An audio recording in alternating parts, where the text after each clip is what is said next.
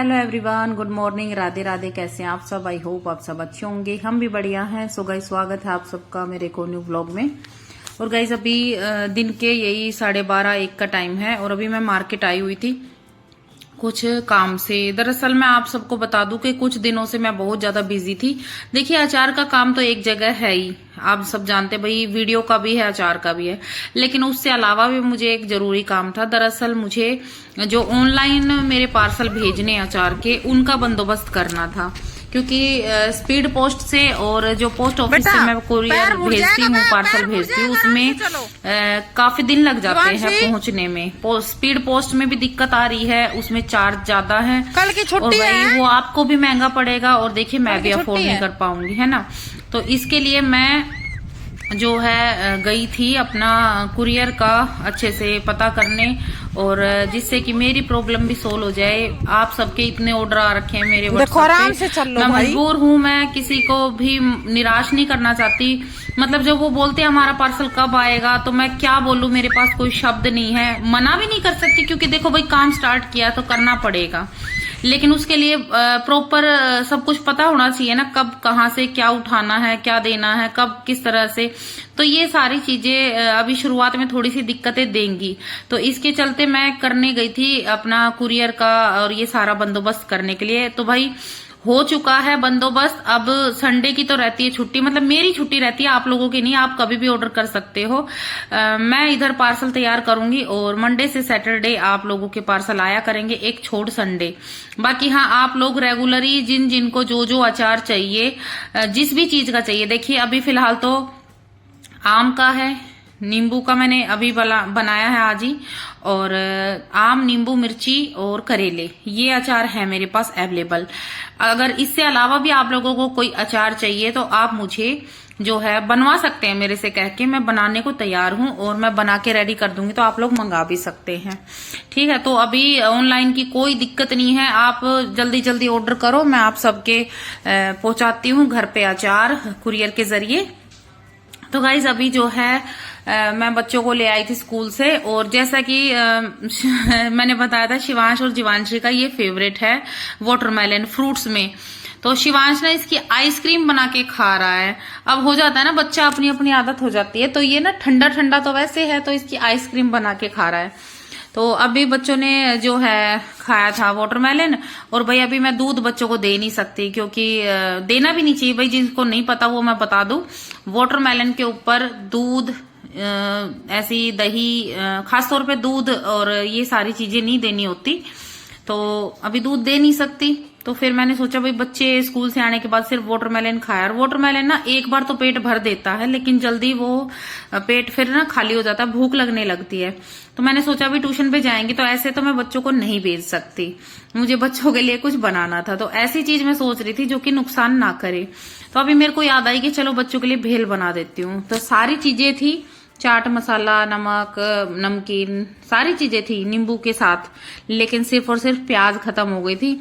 और भाई कल मुझे याद भी थी मंडी में, लेकिन मेरे पास वेट इतना ज्यादा हो गया था, 20-30 किलो तो मेरा ये मिर्च का, नींबू का अचार का सामान हो गया था। ऊपर से भाई और भी सब्जी ली थी घर की, जैसे 5 किलो का वाटरमेलन, तो कितना हो गया देखिए, 25-30, और आलू और ये भी थे, तो ये लगा लो 40 किलो के करीब करीब मेरे पास वेट था। तो मैं इसलिए प्याज मैंने छोड़ दी कि मैं कहा भाई फिर वही बात है, 2 ही हाथ हैं कितना क्या उठाऊं। तो भाई 40 किलो वजन में लेके आई थी, तो फिर मेरा प्याज रह गया था, तो मैं बिना प्याज के ही मैंने भेल बना दी। हाँ, प्याज ये खा लेते बल्कि टमाटर नहीं खाते, तो मैंने एक छोटा सा टमाटर काटा है।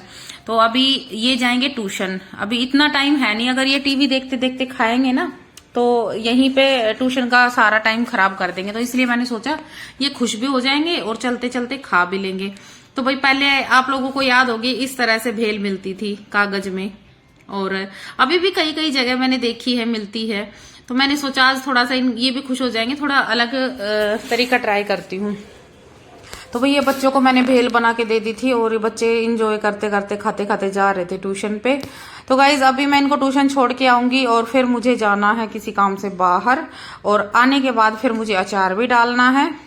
तो भाई आप लोगों के साथ एक बात और शेयर करना चाहूंगी कि भाई कहने को, खैर जो हेटर्स लोग होते हैं वो कुछ भी कहते रहते हैं। यूं तो यूं भी कहते हैं कि जो तेरी यूट्यूब फैमिली है ना, ये तेरे को बर्बाद कर देगी, मतलब ये तेरे गृहस्थी बसाना नहीं चाहती, तेरे को जानबूझ के ऐसे बातें करती हैं कि भाई तू इनकी सुनती है सारी। मतलब मेरे पास बहुत सारे कमेंट ऐसे आए हैं कि ये तुम्हारे काम नहीं आएगी ये यूट्यूब फैमिली, तो ऐसे ही तेरे को, तेरे दिमाग में नेगेटिविटी भरते हैं, ये है वो है। लेकिन मैं जानती हूँ ये लोग वही हैं, हेटर्स लोग मेरे ससुराल से। तो मैं इनकी बातों का मुझे कोई फर्क नहीं पड़ता, लेकिन फिर भी मैं आज एक बात आप लोगों के साथ रखना चाहती हूँ कि देखिए, इंसानियत आज भी जिंदा है और ये चीज मैंने देख ली है। हाँ, मैं मानती हूँ लोग बुरे भी बहुत हैं, धोखेबाज भी बहुत हैं, लेकिन भाई सब एक जैसे नहीं होते। तो अच्छे लोग भी मिले हैं, बुरे लोग भी मिले हैं।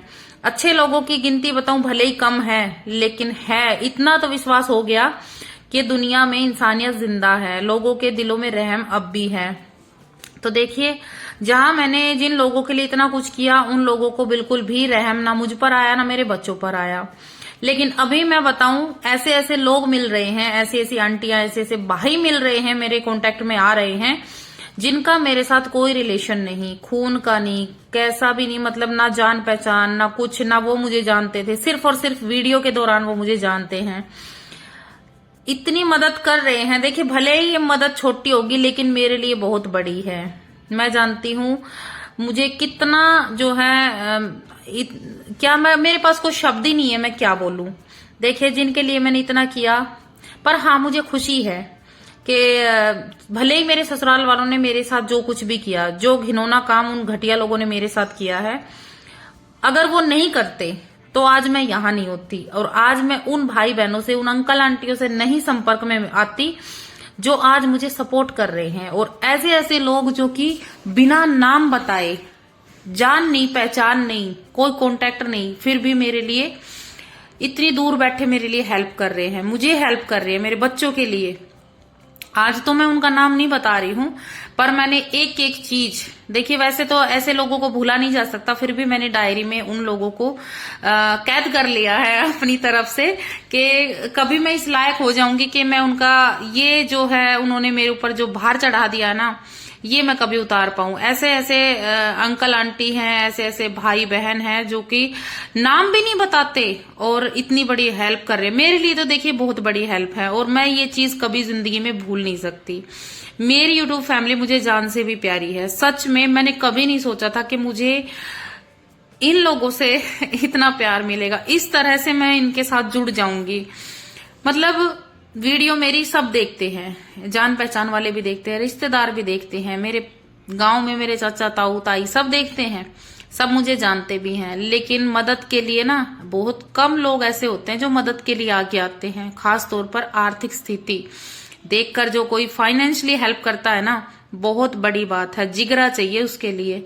क्योंकि आज अगर हम किसी के 100 रुपए भी खर्च करते हैं ना किसी के ऊपर, तो हम उम्मीद ये करते हैं कि अगले से हमें 200 का काम मिल जाए। लेकिन ऐसे ऐसे बंदे निकल निकल के आ रहे हैं जिनको मैं जानती तक नहीं, जिनको ये भी नहीं है कि कब मैं वापस करूं या ना करूं, जानना पहचान, बस मैं क्या बताऊं, ऐसे ऐसे लोग जो है हेल्प कर रहे हैं। मैंने कभी नहीं सोचा था इस चीज के बारे में, पर मैंने डायरी में सब नोट कर लिया है। एक टाइम ऐसा आएगा, मैं नाम एड्रेस सब बताऊंगी और शायद आप लोगों को मिलवाऊंगी भी, अगर कभी वीडियो में आना चाहेंगे तो। जिन जिन लोगों ने मुझे हेल्प की है, मैंने छोटे से काम से स्टार्ट की थी, मुझे नहीं पता था कि भाई आगे चल के इतने सारे ऑर्डर आएंगे जिसको पूरा करने के लिए मुझे पैसे भी चाहिए होंगे। क्योंकि देखिए, एक तो अपने पास से थोड़े से पैसे लगा के हम कोई काम स्टार्ट करते हैं, काम बढ़ता है तो उसके लिए एडवांस पैसे चाहिए होते हैं ना। लेकिन मैं ये सोच ही रही थी कि मैं कहाँ से क्या करूं, इनका ऑर्डर पूरा कैसे करूं, इतनी देर में मेरे पास मदद आ जाती है। तो ये बहुत बड़ी बात है, और ऐसा मेरे साथ अभी पहली बार नहीं हुआ है। ऐसा भी टाइम था कि मुझे पैसों की जरूरत थी, लेकिन भगवान ने मेरी सुनी है। ऐसे ऐसे फरिश्ते मेरी जिंदगी में भेजे हैं जिनका मैं एहसान जिंदगी में नहीं भूल सकती। तो कहते हैं ना कि दुनिया में इंसानियत, बहुत से लोग कहते हैं इंसानियत ही मर गई। नहीं भाई, मैंने देखा है इंसानियत अभी भी जिंदा है। लोग करते हैं हेल्प, और ऐसे ऐसे लोग हेल्प करते हैं। देखिए, मैंने इतने पैसे वाले लोग देखे हैं जो कि मुंह से भी बात नहीं करते, वो अपने ऊपर इतने ढेर सारे पैसे इन्वेस्ट कर देते बिना बात के, लेकिन उनके हाथ से जायज जगह पैसे नहीं छूटते। लेकिन जो ये पैसे किसी की मदद के लिए जाते हैं ना किसी बंदे से, वही लोग करते हैं जो समझते हैं किसी के दर्द को। तो उन लोगों ने मेरा दर्द समझा है। तो हाथ जोड़कर मैं यही कहूंगी कि धन्यवाद आप सबका, जिन ने मुझे हेल्प की है उनका भी, और जिन्होंने नहीं की है उनका भी। क्योंकि देखिए पैसा ही सब कुछ नहीं होता। जो मोटिवेशन आप मुझे कमेंट्स में देते हैं, जो मोटिवेशन आप मुझे हिम्मत देते हैं मेरे चैनल पे आके लाइव में हर तरीके से, वो मेरे लिए कम नहीं है। ऐसी ऐसी आंटियां हैं जो मेरे ब्लॉग 3-3 बार देखती हैं बिना एड स्किप किए, और वो मुझे बताती है कि बेटा मैंने तेरे ही ब्लॉग चलाती रहती हूँ ताकि तेरे 2 पैसे बन जाए। और एक बहन का और जिक्र करूंगी, इनका भी करूंगी जिन्होंने मुझे हेल्प की है। इनका तो मैं टाइम आने पर बताऊंगी किन किन ने मेरी कितनी हेल्प की है। लेकिन एक बहन का छोटा सा जिक्र मैं आप सबके सामने करना चाहूंगी। तो आप सबके साथ मैंने एक वीडियो में एक बात शेयर की थी कि एक रूम और मैंने लिया है आंटी जी से। मतलब मैंने एक ही रूम लिया था तो दूसरा रूम भी ले लिया है 2500 में, ताकि मैं अपना अचार का काम आराम से कर सकूं एक तरफा। तो एक बहन का मेरे पास व्हाट्सएप पर मैसेज आया कि बहन मैं झज्जर से हूं और मैं आपकी एक छोटी सी हेल्प करना चाहती हूँ। आपने इतना महंगा रूम लिया है, उसमें भले ही आपका 2500 हो, मैं सिर्फ 100 रुपए ही दूंगी, पर मेरी तरफ से ना मुझे ये हो जाएगा कि मैंने आपकी छोटी सी हेल्प की। तो देखिए इसके लिए भी भले ही उसने 100 रुपए की मदद की, लेकिन उसके लिए दिल चाहिए, जज्बात चाहिए, जो कि उस बहन के अंदर है, इंसानियत। कि आज के टाइम में अगर हम कहीं 100 रुपए भी लगाते हैं ना, तो हम ये उम्मीद करते हैं 100 रुपए में हमारा काम 200 का बन जाए, करते हैं कोशिश। लेकिन उस बहन ने भले ही 100 रुपए किए, लेकिन मेरे लिए बहुत बड़ी बात है ये। धन्यवाद मेरी बहन, कभी आऊंगी मिलने जरूर, अगर मेरी वीडियो देख रही होगी तो।